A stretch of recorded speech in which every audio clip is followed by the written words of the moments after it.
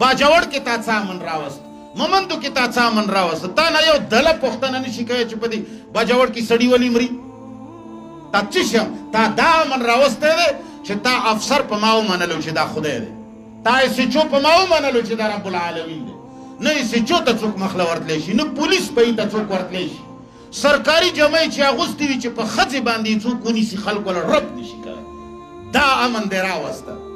دا امن دی راوسته چې سرکاري سړي ته څوک رب نشي کوی نور ستا امن ما لیدلی دی عوامو دپاره خو امن نشته تا دپاره امن دی عوامو پاڅئ د خپل ځان دپاره او د ملک دپاره امن وغواړئ موږ غیر قانونه یو شی نه منو موږ غیر قانون مسلمانو که ایمان درکې وي ما سره کلک ودرېږئ کنی تاسو په الله باندې یقین وساتئ ما باندې څه هېڅ سنډه پښه نه ده لګولې ما ته والا که څوک نیغ وګوري زما زوی د خدای فضل دی نه د امریکې ایجنټ دی زما زوی نه د افغانستان ایجنټ دی زما زوی نه دهشتګرد دی زما زوی زما اولاد چې د پاکستان خلاف شي چې ښځه ته دې والمه دا یاد وساته زه نر یم زه ځان ته سړی وایم دهشتګرد ته چې د ملک قانون و آیین ماتوي دهشتګرد ته چې ټوپکو سره راځي او غیر قانونه سړی وچتایي دهشتګرد ته چې زما روزنامچه نه کټ کوي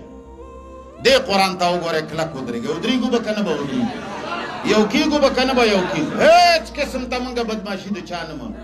خالص الله منو او پاکستان خپله خاوره ګڼو ما د خیبر پښتونخوا کې یا افغانۍ کې یا مې د هندوستانۍ کې یا مې د کشمیرۍ کې یا مې د پاکستانۍ کې